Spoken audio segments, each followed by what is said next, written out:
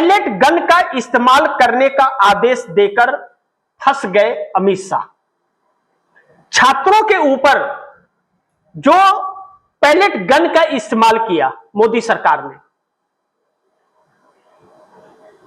जो पत्थरबाजी हुई प्रशासन की तरफ से, पैरामिलिट्री फोर्स और पुलिस प्रशासन की तरफ से, जो सादी वर्दी में लोग रहे लठ लिए, जो प्रशासन के ड्रेस में बिना नेम प्लेट के रहे, यह लोग कौन थे? और पत्थर की भरी गाड़ियां, लॉरी कहां से आई और प्रशासन की गाड़ियों के साथ खड़ी थी? तो यह साफ है कि प्रशासन ने ही खड़ी कराई, कोई और तो ला करके खड़ी नहीं कराएगा।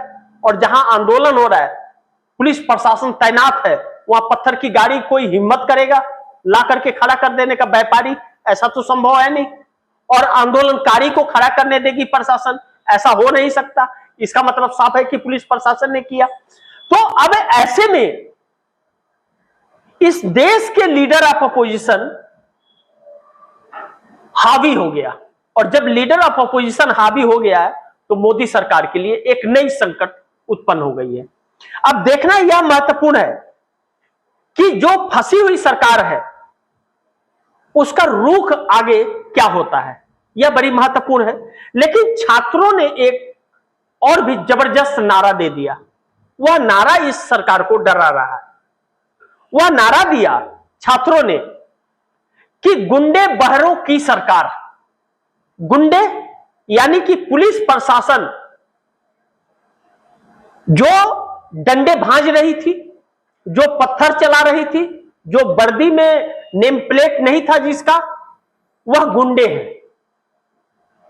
और उसको इजाजत किसने दी?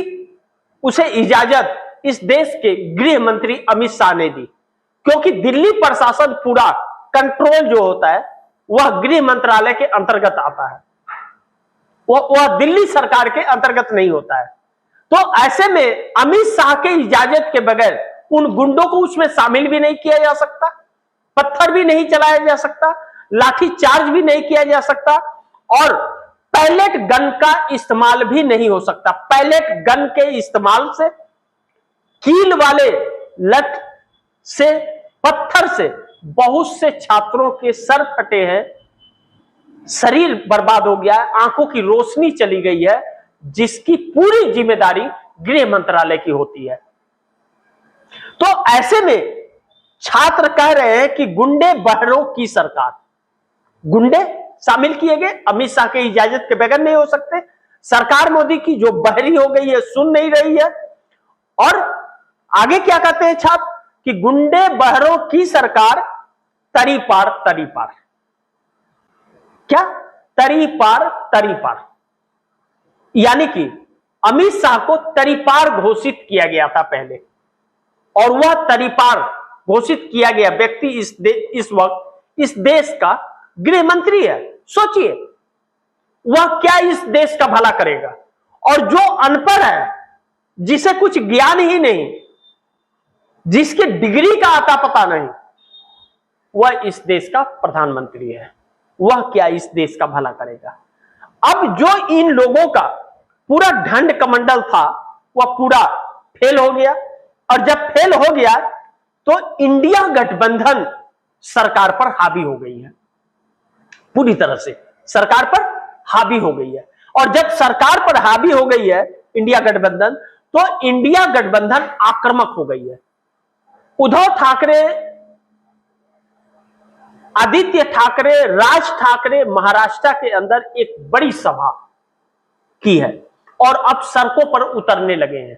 तो इंडिया गठबंधन के हर घटक दल, ममता बनर्जी बंगाल में, अखिलेश यादव यूपी में, उद्धव ठाकरे महाराष्ट्र में, और राहुल गांधी पूरे देश में सड़क पर।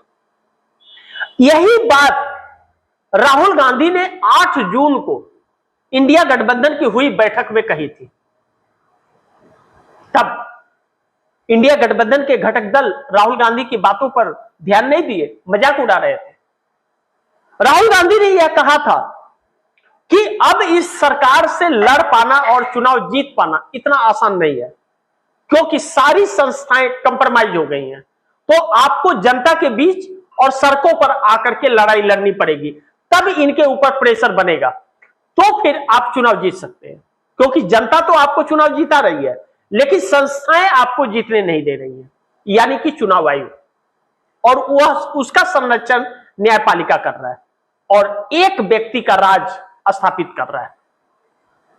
ऐसे में इन छात्रों के आंदोलन ने सारा इन लोगों के सपने को चकनाचूर कर दिया, और वही अब इंडिया गठबंधन उसी राह पर निकला है जहां राहुल गांधी ने कहा था कि आप सड़क पर आइए, अब आ रहे हैं। यानी कि राहुल गांधी स्वीकृत हो गए अब इंडिया गठबंधन के लिए, और राहुल गांधी की स्वीकृति बढ़ रही है इंडिया गठबंधन के अंदर। तो राहुल गांधी के नेतृत्व में अब सभी नेता खड़े होने को तैयार हो गए हैं, और जब ऐसा हो रहा है तो इंडिया गठबंधन भी सरकार पर हावी हो रहा है 214 सांसदों के साथ, जो इस सरकार के लिए बहुत बड़ा संकट उत्पन्न हो गया है। संसद से लेकर के सदन के बाहर तक लगातार इंडिया गठबंधन अब हावी। जिस तरह पार्लियामेंट के अंदर